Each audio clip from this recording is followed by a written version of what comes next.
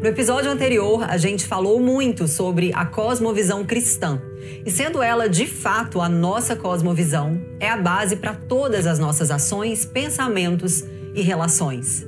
Mas se Cristo é a nossa rocha, base e fundamento, quem é a nossa bússola? Quem direciona o caminho e é o apoio da fé e refúgio das dúvidas?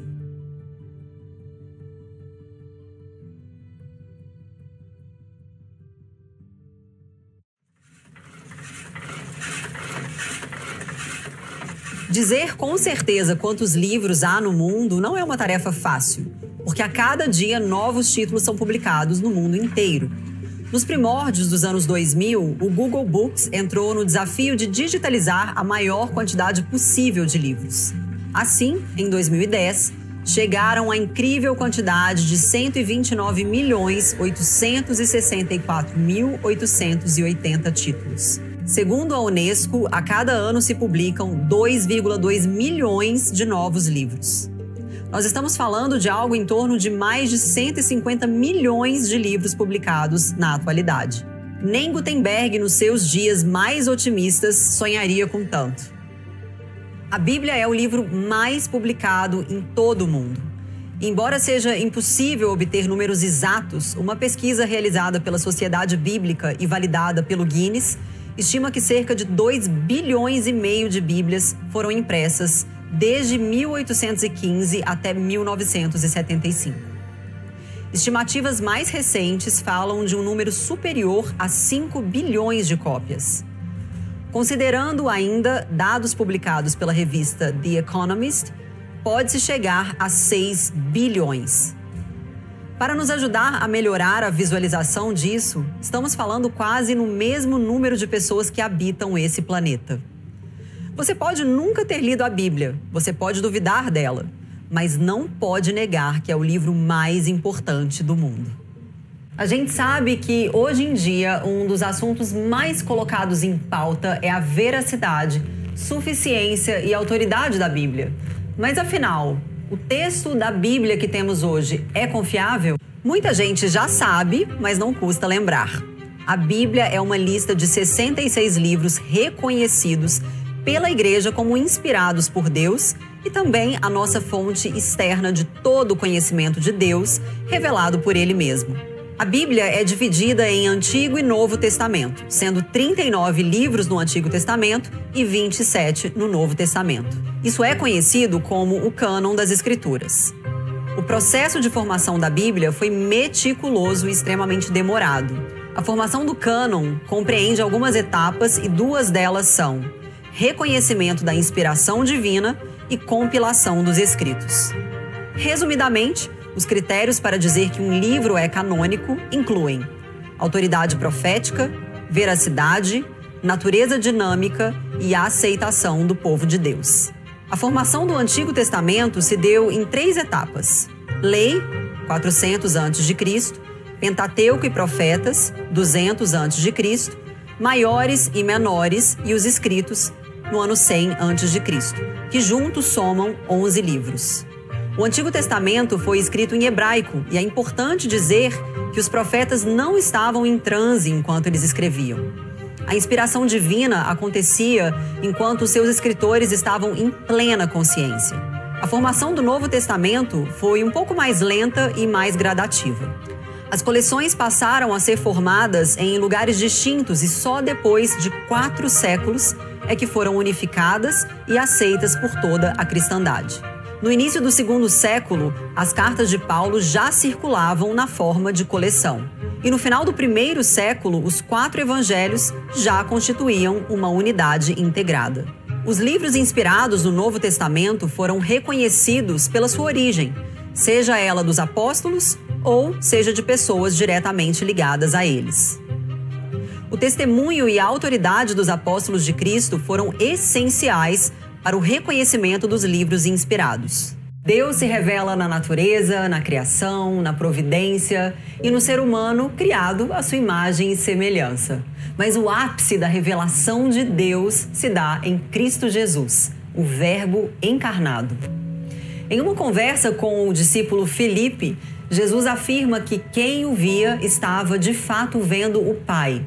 O autor de Hebreus explica que há muito tempo Deus falou muitas vezes e de várias maneiras aos nossos antepassados por meio dos profetas. Mas nesses últimos dias falou-nos por meio do Filho, a quem constituiu o herdeiro de todas as coisas e por meio de quem ele fez o universo. O Filho é o resplendor da glória de Deus e a expressão exata do seu ser, sustentando todas as coisas por meio de sua poderosa palavra. Depois de ter realizado a purificação dos pecados, ele se assentou à direita da majestade nas alturas.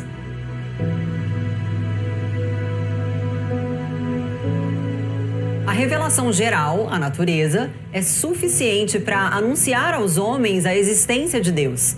Mas, no que diz respeito à salvação dos homens, as Escrituras são uma forma de revelação especial por meio da iluminação do Espírito Santo, e elas se fazem necessárias. E é justamente para isso que elas chegaram até nós. Jesus, o nosso Salvador, é o centro de toda a Bíblia. Depois do pecado, a revelação assumiu um caráter redentivo e a graça então entrou na história da humanidade. A fonte da revelação especial é a Bíblia, ainda que não seja a única maneira, de modo especial, pela qual Deus se revelou. Uma vez que já temos uma boa compreensão do que é a Bíblia e da capacidade que ela tem de revelar o que Deus pensa e os planos de salvação para a sua criação, chegou a hora de pensarmos um pouco mais nos evangelhos. Imagine a melhor notícia que você já recebeu em toda a sua vida.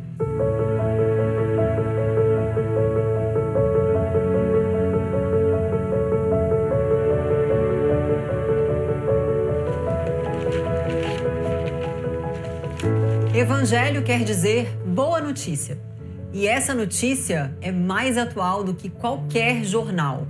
Um guia completo, melhor do que qualquer curso, bullet jornal, coaching pessoal ou o que você quiser imaginar. O Evangelho é real, interativo, sensível e sobrenatural. E realmente não tem notícia melhor que a gente possa receber. No Novo Testamento, o uso dessa expressão está relacionado às boas notícias de salvação, às boas notícias de Cristo. E a Bíblia reúne 4 evangelhos: Mateus, Marcos, Lucas e João. Cada evangelista lança luz a um aspecto do ministério e da vida de Jesus. Os 3 primeiros são os sinóticos, ou seja, eles apontam para uma mesma direção. O Evangelho de João contém muita informação que, na verdade, não está nos outros evangelhos. E é por isso que ele não faz parte dos sinóticos. Quando lidos juntos, os evangelhos sinóticos nos permitem ter uma visão completa e mais panorâmica das obras de Jesus. E essa visão se torna ainda mais completa e mais panorâmica quando os 4 evangelhos são lidos e analisados em conjunto. Mateus é o evangelista que mais cita o Antigo Testamento e tem como foco demonstrar que Jesus é o Messias de Deus. É por isso que ele abre o seu evangelho com uma genealogia que apresenta a relação entre Cristo, Davi e Abraão. Marcos não era apóstolo e escreveu tudo com base no relato de Pedro, tendo como destinatário os romanos. O foco do evangelista era provar que Jesus é o servo que detém o poder. Aqui, o leitor vai encontrar poucos discursos e muito trabalho. Lucas escreve o seu evangelho para um homem grego de nome Teófilo. E apesar de ter destinatário certo, é um livro aberto a todos.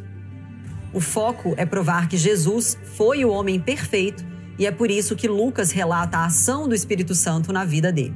O evangelista enfatiza que Jesus se importa com homens, mulheres, crianças e gentios. Jesus é o Salvador de todas as nações, e não apenas dos judeus. O Evangelho de João foi o último a ser escrito e concentra pelo menos metade do seu conteúdo na última semana do ministério de Jesus. E o foco maior é provar que Jesus é Deus. João não traz a genealogia de Jesus no seu evangelho, justamente por essa razão. Se Jesus é Deus, Deus não tem genealogia. É sobre isso. Não, eu não estou falando de receita de bolo e chá do fim da tarde. Eu estou falando da experiência. Mais do que todas as informações ilustradas aqui e mais do que todo e qualquer discurso. Não há explicações razoáveis do ponto de vista humano para o impacto que a gente recebe ao ler a Bíblia. E como eu já falei, de fato, não somos nós quem a lemos, é a Bíblia que nos lê. O Verbo se fez carne, a palavra é a verdade, ela é lâmpada para os nossos pés, luz para o nosso caminho, nosso mapa, nosso norte. Se nós estamos perdidos, reencontramos o trilho nessas linhas. Se estamos sedentos, dela jorra a fonte inesgotável de conhecimento e amor. Se estamos tristes, desesperançados, é a palavra que nos encoraja ao dizer: ser forte e corajoso. Se estamos alegres, com ela louvamos e cantamos júbilos. A Bíblia é a nossa vida, ela está em nós e é para nós.